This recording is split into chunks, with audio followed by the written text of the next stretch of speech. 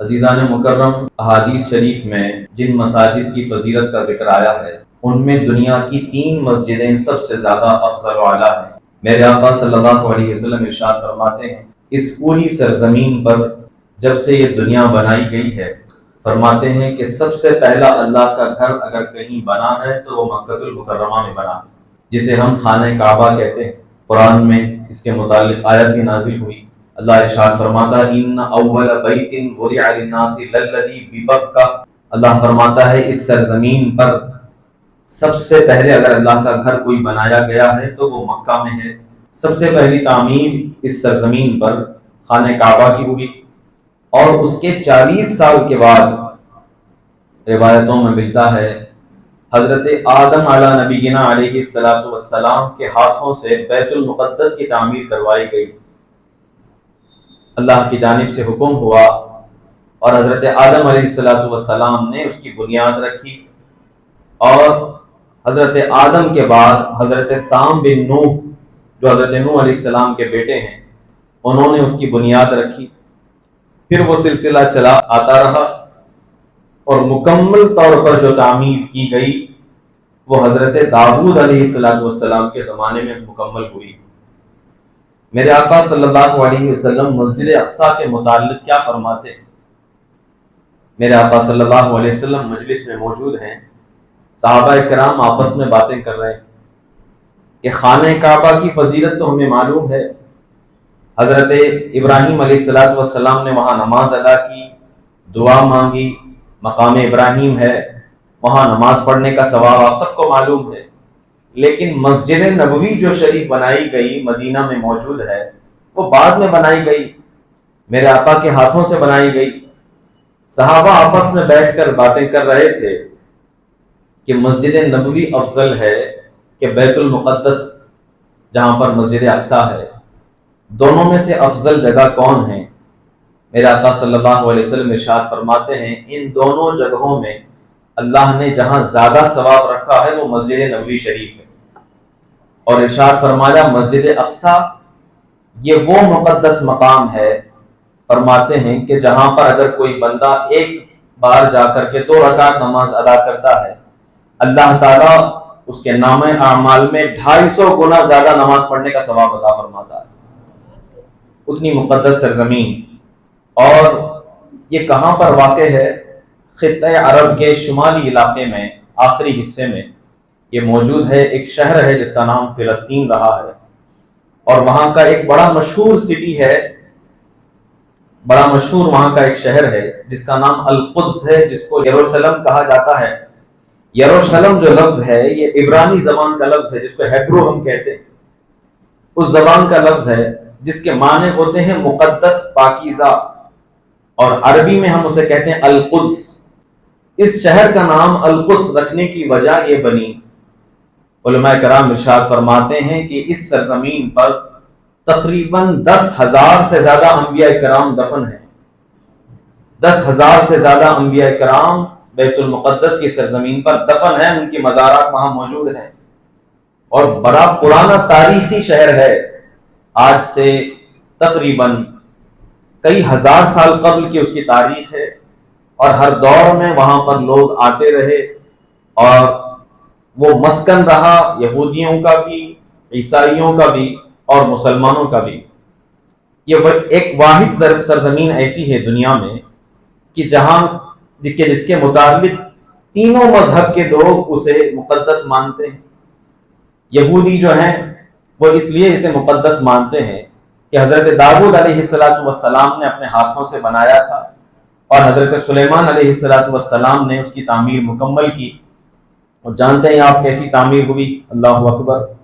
حضرت سلیمان کو اللہ تبارک و تعالیٰ نے دنیا کی ساری نعمتوں سے نوازا تھا، بلکہ دنیا میں جتنے چرند پرند اور جتنے حیوانات ہیں، جنات ہیں، سب آپ کے تابع کر دیے گئے تھے۔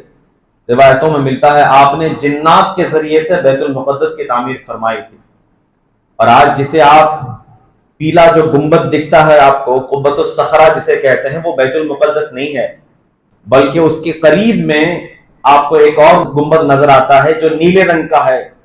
حضرت سلیمان نے جب بنایا تھا وہ سرخ رنگ کا تھا، اور سرخ رنگ کے یاقوت جڑ کر کے اس کو بنایا گیا تھا. اس گنبد کو روایتوں میں ملتا ہے وہ اتنا خوبصورت ترین تھا کہ دنیا کے جواہرات، سونے اور چاندی کی چیزوں سے نقش کیا گیا تھا، اور اوپری جو سطح تھی وہ لال رنگ کے پتھروں سے، یعنی آج کے زمانے کے پتھر نہیں بلکہ ہیرے جو ہوا کرتے تھے ان کو تراش کر کے لگایا گیا تھا، جس کی روشنی تقریباً کئی میلوں دور تک پہنچا کرتی تھی.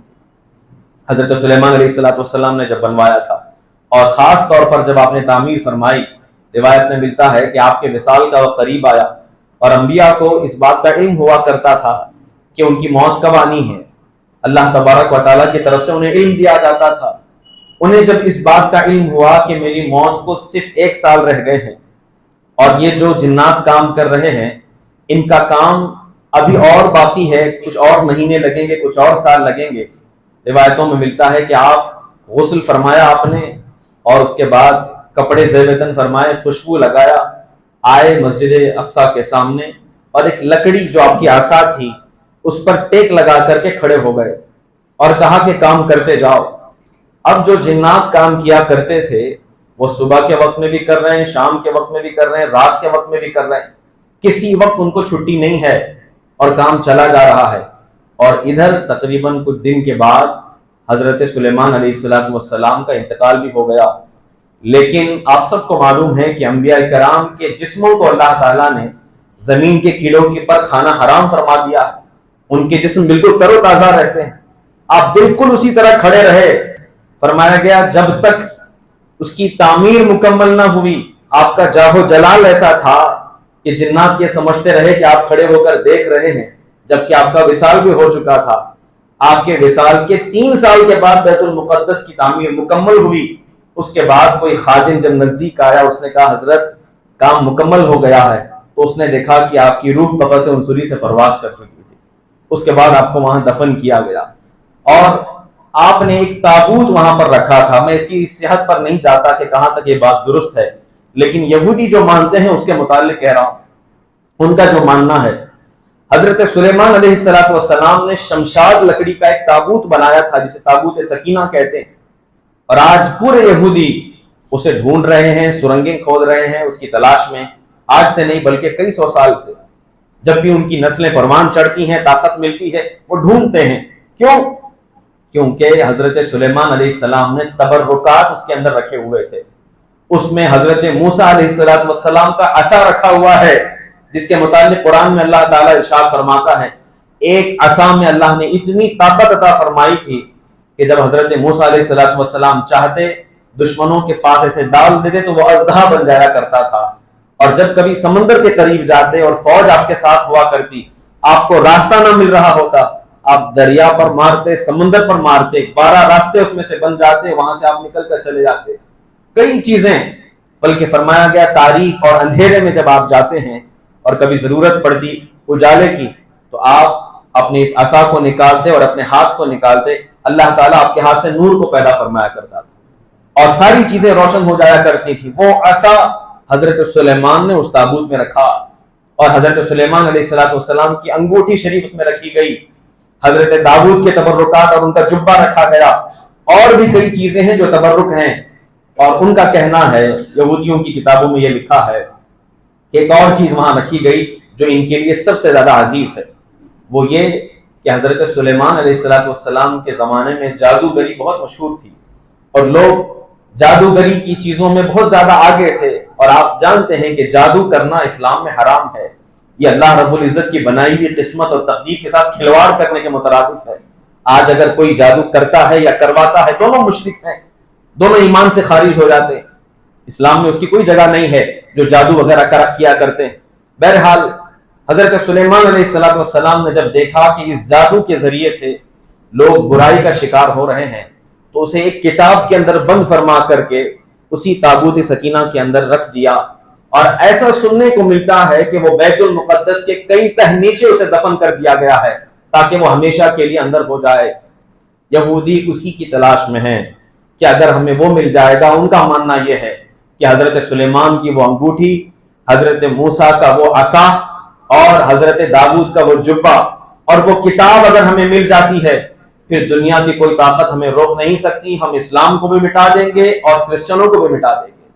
اور ہم وہ کہتے ہیں کہ دنیا میں سچا مذہب اگر کوئی ہے تو وہ یہودیت ہے۔ اسی بنا پر وہ ہمیشہ کوشش میں رہے کہ ہمیں بیت المقدس میں رہنا ہے۔ لیکن اتفاق ایسا معاملہ ہوا کہ حضرت سلیمان علیہ السلام کے بعد جب یہودی وہاں پر آگے بڑھے اور انہوں نے وہاں پر اپنی بستی رکھی، ہر زمانے میں جو بڑے بڑے بادشاہ آئے انہوں نے دیکھا کہ یہ مقدس سرزمین ہے، وہاں پر گئے، وہاں کا سامان لوٹا، وہاں کی چیزوں کو برباد کیا اور چلے آئے۔ یہ کب کی بات کر رہا ہوں؟ حضرت عیسیٰ سے پہلے کی میں بات کر رہا ہوں۔ ہر زمانے میں، بلکہ بخت نصر کا نام آپ نے سنا ہوگا تاریخ میں، جس کو شداد بھی کہا جاتا ہے تاریخ میں، جس نے دنیا میں جنت بنائی تھی اور کہا تھا کہ مجھے رب مانو، میں نے دنیا میں جنت بنائی ہے۔ اللہ اکبر۔ بہرحال اس کے متعلق پھر کبھی ذکر کروں گا۔ شداد نے جب اسے معلوم ہوا کہ یہ یہودی ایک سرزمین کو بہت اچھا مانتے ہیں تو اس نے کہا کہ یہ علاقہ جو ہے ہمارے حوالے کر دو۔ یہودیوں نے بغاوت کی اور کہا ہم نہیں کرتے حوالے، اور یہ بڑی مقدس سرزمین ہے۔